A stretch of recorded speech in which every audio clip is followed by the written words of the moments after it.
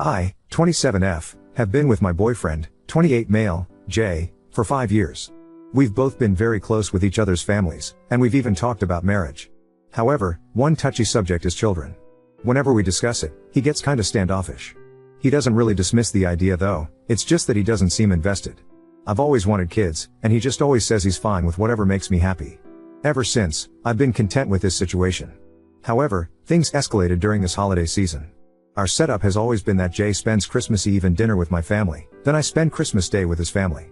This was the first Christmas I'll spend with my first and only niece, 2F, Anna. She spent her first Christmas in the hospital due to her health condition, but she's okay now, so I made sure to spend a lot of time with her. We played a lot, we opened gifts together, and I even reenacted Anna's favorite storybook using her favorite doll. We even had matching outfits.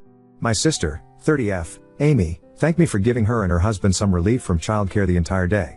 However, Amy also said she noticed that Jay, who was just either sitting on the couch watching me or helping my mom with the dishes, was kinda distant with Anna. I told her I've also noticed that before, and I just chalked it up to maybe Jay was hesitant and awkward to play with Anna because he feels he's just my boyfriend. Then Amy said she won't mind, since she and her husband already treat Jay as part of our family. I then went back to Jay and encouraged him to play with Anna and help us set up her new dollhouse, but he said he's not feeling too well. He ended up drinking a few more beers and stayed on the porch by himself, scrolling on his phone. I didn't press harder and thought he might really just be feeling under the weather. I just want to add for context that Jay isn't an alcoholic. He's a sweet, wonderful, funny man who's sometimes broody and deep in thought, but he's never abusive, manipulative, or moody, and he only drinks on special occasions. The next day, on Christmas Day, we had lunch with Jay's family. Afterward, I volunteered for cleanup to help Jay's mom, 62F, Mary, and brother, 31M, John. Jay's family was the best any significant other could ever ask for. They're very sweet and supportive of us, but they're never prying. They always check up on us, but they never overstep. So, as we were cleaning up, Mary asked me how my sister's baby was. They helped with the bills when Anna was hospitalized last year. I told them that Anna's in great condition now, and that she already spent the Christmas at home. They were very delighted upon hearing this. Then, I shared with them the thing I noticed about Jay. Initially, I thought maybe Mary could just give me advice on how to approach the issue with Jay since he's clearly not the playing with kids kind of guy, but then John casually said something like, "Oh, because of Rosie," then Mary quickly shushed him. Rosie was the daughter of Jay and John's eldest sister, Beth, 35F. I never knew the actual details because everyone was very secretive about it, but all I knew was that Rosie passed away when she was just 3 years old and Beth and her husband moved away afterward. I never met them in person. So, later that night, when Mary, John, and the other family members got a bit more drunk and Jay was already sleeping in the bedroom, they told me the story. I didn't force them or anything. Apparently, Jay, being the youngest of the siblings, was really close with Rosie back then. Jay was just around 14 years old when Rosie was born, so he became the super fun uncle, like I am now with Anna. He was actually Rosie's best friend. Then, on summer of 2012, Jay was playing with Rosie outside. He was blowing bubbles and she was sing and popping them, when a speeding car, driven by a woman who was distracted on her phone, skidded into the yard toward Rosie's direction. Jay reacted quickly and was able to reach and grab Rosie so the car actually hit him, but the impact of the crash caused Rosie's head to whiplash as Jay hugged her. Jay was in a coma for 3 days and had multiple severe injuries and internal bleeding, but Rosie didn't make it. Everything was caught by the neighbor's CCTV so everyone knew that Jay was a hero for trying to protect Rosie. It was even covered by the local news, but Beth, who was understandably in grief, resented Jay for not being able to save her daughter. Beth and her husband then decided to move to another country to cope with their grief and start a new life, and they've had minimal contact with the family ever since. Jay, meanwhile, took the loss really hard. He blamed himself for not being able to save Rosie and not being able to attend her funeral since he was still at the hospital at that time. Mary said that Jay was never the same after that. He never went near kids, and he became a lot colder, quieter, more reserved, and antisocial. He also had anger issues, but it thankfully went away. I haven't had any issues with this. We also live in an area where people don't believe in therapy, so Jay never received professional help. After learning all of this, I bawled my eyes out because I never knew Jay was carrying such a heavy burden. The whole incident became a taboo family secret that no one mentions in fear of Jay breaking down or doing something he might regret, although to be fair, he's never had violent or self-harm tendencies ever since, so this was just a precaution. They also never told me before because they assumed Jay would be the one to tell me, but I told them that he never did, and that I never really asked him. I then thanked everyone for letting me in on this, and I told them that I'd talk to Jay about it when the time is right. They understood, and they said I could just ring them up if I need help or support in any way. For now, I just want Jay to enjoy the holidays and his remaining vacation days from work. Now, I don't really know how to start with him. I know seeking professional help to process all the trauma and grief, even if it's been over a decade ago, would be the top priority, but I don't know how to bring it up to him. I don't even know when is the right time to bring it up. I just want him to know that I love him no matter what, and that I'll support him in every step toward his healing, especially if we're to form a family of our own. Oop. From what I gathered from Jay's family, Beth never really voiced out that she blamed Jay for Rosie's passing. However, she became cold toward him to the point of almost ignoring him during family gatherings before they moved. Of course, everyone knew what it was all about. Oop. Yeah, this was what I was leaning toward as well. I just hope it happens sooner so his pain and sadness don't consume him any more than they already have. Update 1. I noticed that he's always distant with kids, including my niece, Anna. During Christmas, Jay's family revealed that it was because of an incident over a decade ago. Turns out, Jay was really close with his toddler niece, Rosie.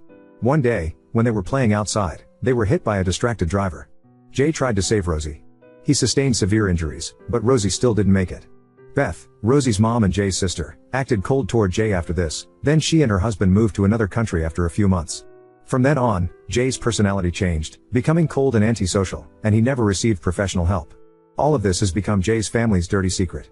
Since learning about Rosie and posting here on Reddit, I've been so conflicted about what to do. A lot of you had opposing opinions, and all of them had merit, but knowing Jay and how he'd most likely react, I chose to keep it a secret until I find the perfect time. What I didn't anticipate was that the perfect time would come in the form of a pregnancy scare. Back in January, I had a false positive. Everything happened so quickly within a day. I had a roller coaster of emotions, but bottom line was that I'm not pregnant after all. When Jay got back home that night, I knew I had to tell him everything. I told him I had a pregnancy scare, but he has nothing to worry about since it ended up being negative. At that moment, I saw all the blood drain from his face, and he became so pale that I was worried he was going to faint. I was holding his hand, and he became so sweaty and cold and shaky. He rushed to our refrigerator to get some water, and it was obvious he was spiraling really hard. That was when I told him I knew about Rosie. I came clean because I knew that was what he was panicking about. I assured him that I'm by his side, and he could react however he wanted to. I repeatedly apologized for disrespecting his trust and lying to him for weeks. I also asked him to please not be mad at his family because they meant well when they told me. Throughout all of it, I couldn't really read Jay's expressions. I wasn't sure if he was about to scream out of anger or burst into tears. I told him that we don't have to talk about it any further if he doesn't want to, but I'd be willing to listen and support him whenever he's ready. His only response that time was him asking me if I wanted to break up with him, which confused me. I told him of course not, then we hugged, then he said he needs some time to process everything before we discuss it, which I respected. For the rest of the week, we tried to interact like nothing happened, but everything was awkward since there's this huge thing hanging between us. The following weekend, which was 8 days after, we finally sat down and talked about everything. He started by apologizing for not telling me sooner, but he revealed that his last girlfriend dumped him after he told her about Rosie. He said he was so relieved after I reassured him that I wouldn't do that. He then told me that it was something that's been weighing him ever since, and he's confirmed that he never sought or received professional help. However, he said he's very much open to doing that, but he didn't think he's ready yet. He also said he's afraid to go down that path because it might release some inner demons and drag me down with him. Another thing Jay told me was that ever since Rosie was born, he felt an instant and deep connection and a sense of responsibility for her, even when he was just a teenager that time. He said that having Rosie in his life made him realize how much he wanted to be a father when he's older. However, since the incident, he's afraid of messing things up again, so he never really considered having kids from then on despite really wanting to do so. I then reassured him that we're on the same page on this. Although I also want to have kids with him in the future, I don't want to force it on him when he's not yet ready. He also said that whenever he sees me with Anna, my niece, he gets kinda jealous because he wants to join us every time. However, he constantly reminds himself to keep his distance just to be safe. I told him he doesn't have to worry about that, and that he's more than welcome to join us if he wants to. I also told him that my sister and the rest of my family actually considers him a part of our family, just to reassure him more. Jay tried to lighten the mood by joking and saying now that I know everything about him and still didn't break up with him, I could finally expect a proposal anytime soon. We both had a good laugh, but we agreed to wait for his recovery first before getting engaged or discussing our future family. During our discussion, Jay also had another heartbreaking revelation. He said that during the height of the pandemic, Beth's husband, Brian, reached out to him. Brian said that Beth H had COVID and was confined in a hospital, and that he was already running low on funds due to bills and unemployment. He also said that Beth had been almost catatonic since Rosie's passing. She had been resistant to any outside and professional help, but she was institutionalized for about a year after a self-harming incident. For the past decade, she'd been cold, distant, and withdrawn from society. Apparently, the rest of Jay's family also knew about all this, but again, they just swept it under the rug. To be fair, they had been helping Brian by sending financial aid to support Beth, but their version of the story was that Beth had just gone low contact since they moved. Also, to be very clear, Jay said that Beth never blamed him for what happened to Rosie, although he initially felt that way when he was younger. It was more of their parents interpreting and spinning things a certain way to avoid tarnishing their family's reputation, but when Brian reached out to him directly years ago, he started to understand better. However, he still hasn't processed everything, and he still partly blames himself for the whole thing. For now, what we're exploring is couples therapy so we can discuss our mutual issues in a safe and pressure-free space, and hopefully, kind of ease him into the world of therapy. We've already found the perfect therapist to help us, and we've now had 6 sessions with her. From what I can tell, Jay seems a lot happier and less burdened. We've also had homeworks from our sessions, and Jay was even the one reminding me to do them. Right now, I'm just hoping that he becomes ready enough to open up about Rosie so he can heal and recover from his trauma. Not for me, but for his mental and emotional well-being. No rush though, all in his own time. Also, Jay has no social media, but I showed him the original Reddit post I made. He spent like 3 hours reading through all the comments. It was the first time I saw him get teary-eyed because he never expected so many people giving him support and saying kind words to him. He was extremely overwhelmed by everyone's kindness, so we're both grateful to all of you for that. We also saw some TikTok and YouTube versions of the story, and you bet Jay browsed through all of them. He's still baffled why the TikTok versions have Minecraft or cooking videos in the background, but I just told him it's a trend, haha. So, there, if you've made it this far into our story, thank you for your time. I have a good feeling that Jay and I are going to be fine. We still have a lot of challenges ahead of us, but here's to hoping for the best. Edit, so Jay and I now kinda share this account. He might reply directly from time to time. This is his first time on Reddit, so please be kind to him. I had to explain to him what op and a lot of the other lingo mean, haha.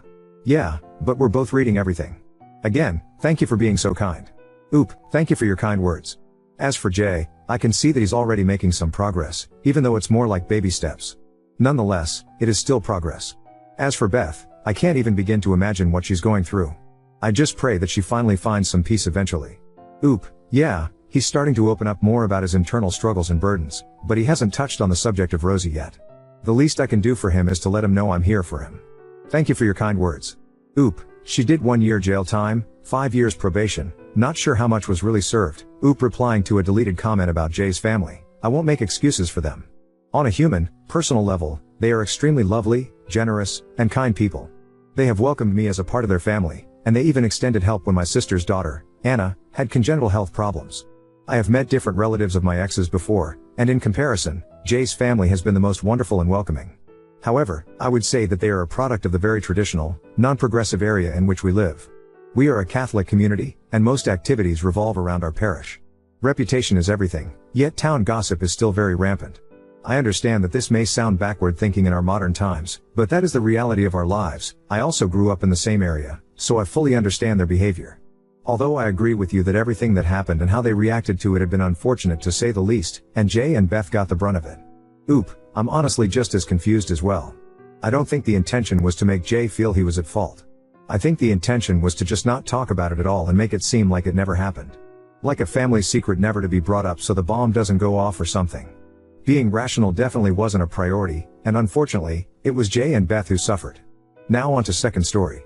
Husband wants to go on weekly dates again just to create content for his Instagram, making me feel used and unimportant. My husband John and I have been married for over 2 years, and dated for about 3 years before that. Overall, we have a generally healthy relationship with good communication. When we first got married, we used to go on lots of dates, not necessarily anything big, sometimes just coffee or a drive, but we went out of our way to get out of the house together for quality time. As time has passed, I have taken on more freelance work, keeping me busier, and he's started saying that he's just too tired or doesn't feel like getting ready to go out after work or on his days off. Up until now, I haven't had an issue with that. He does work a lot and I don't blame him at all. But here's where things have changed. A couple of months ago, he got really interested in digital marketing, basically selling products online. He bought an expensive course to help him learn, and has started trying to consistently post 3 times a day in order to build a following on a new Instagram account, so he's really putting a lot of work into this. I'm not holding my breath that it will work out for several reasons that I won't get into here, unless you want them, but I've never discouraged him from doing it.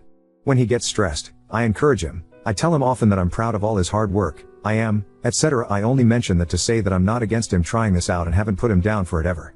But this is why I've gotten a little sad. Last week, we went on a cute date after he got off work on Saturday, and I loved it. We laughed and talked and generally had a great time like those first dates after getting married. While we were on the date, I had an idea for a cute reel that took maybe 5 minutes to record, and then I put my phone away for the rest of the time. When we got home, I created and posted the reel, adding him as a collaborator with his new digital marketing Instagram account. At his request, I guess he's gotten advice to post real life things, not just videos trying to sell. No biggie. I didn't mind. Well, since I already have a following, small, but bigger than his, that reel did better than any of the other ones on his account. Great. We both thought. But, now he's asked to go on a small date every Saturday. At first I was so happy. I'd love to get back to our regular dates, but then he said it would be so that we could get content for his page.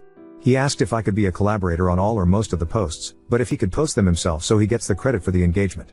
I guess all the views/likes/etc. don't actually bump his page analytics since I was the one who created the post? I'm feeling hurt because for over a year, he hasn't shown much interest in taking me out. Now all of a sudden, because he needs content and saw how I could help his view count go up, he wanna go end dates, though. I guess I'm just feeling used and like I'm not any kind of a priority. I feel like the dates won't even count as actual dates because he's not asking to go out to spend time with me. I do want to reiterate that I'm not opposed to him doing this side job, and I'm not even opposed to helping him or collaborating on posts, though I'd prefer not to do it every week. I'm actually really happy, whether or not it works out as a moneymaker, that he's just putting a lot of effort into something that excites him. I haven't seen him this into anything maybe ever.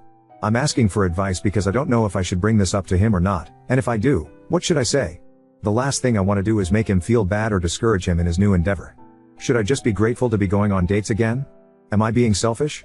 Thanks for any and all advice and sorry if this is very long. If this could be posted to sub, I'm open to suggestions. I couldn't post a relationship advice because it has a yes or no question lol. Edit, because so many people are getting hung up on the double standard of me making content on the date, but not wanting him to. I just want to clarify that I'm not a content creator by any means. I asked if he'd want to do this reel and he said yes, and it's not a regular thing as I don't post much. To me the difference here is that the whole point of these dates moving forward will be to get content, and for him it will be work, where for me it was just a fun thing for us. Maybe this doesn't make a difference, but that's just how I see it in my head. Update 1. Many of the comments said that the best thing to do was probably just take the win and find the good in my situation, but if it's really bothering me, to bring it up to John. I honestly didn't want to, but I didn't want to be upset on every date either, so I decided to give it a trial run and see how I felt after. I waited 2 weeks to make a decision, and chose to go ahead and mention it to him. For those of you who think I'm some dramatic witch whose husband could never do enough to make her happy, I told him, I was sure how I felt wasn't how he intended to come across, but then explained what I had been thinking. Sure enough, as many of you said, he was just killing 2 birds with 1 stone. I told him I was totally fine creating content on our dates, but I just didn't want to feel like that was why we were on a date. He said that he understood and would be careful about it, and that if I was bothered or wanted to have a no content date, to just let him know. So, that's the good part. The next part was a little tougher. For the advice of a couple of you with either digital marketing or MLM experience, I had the tough pyramid scheme talk. I told him before, during and after this conversation that no matter what he chooses to do, I will support him and help him, but I also explained to him a few things. How the marketing was misleading, how most people lose money instead of making it, how they will try to keep trying to get him to spend more money to make it work, etc. I also suggested that he track his hours of learning, content creating, and posting, so that even if he does start making sales, he can decide if the time is worth the payout. I probably mentioned other things as well, but I don't remember what if so. I have always been very anti-MLM and like to think I know a lot about it, so I just tried to give him all the basic info in a kind way. After all that, I told him if he wanted to keep trying, I was for it as long as he doesn't invest any more money before he makes some. I also told him how I was so proud of all the work he put into his side hustle so far and how I loved that he was excited about it, how he's been getting up early to work out because of it. He will record parts of his run/stretches/etc., but actually does a full workout or run, and I love how it's energized him. Understandably, he was a little sad and quiet, but he understood everything and wasn't mad at all. This was all last night and he was totally back to normal before bed, and he's continued posting today, so I guess I didn't hurt his feelings or discourage him like I thought I might. That's the whole reason I waited so long, but I guess it would have been fine all along. I am looking forward to our weekly dates, and to the fact that we will be able to look back and remember them all since we will have videos from each one. Again, grateful for all of your kind words, and I'm happy to answer comments or questions. Just be nice for goodness sake.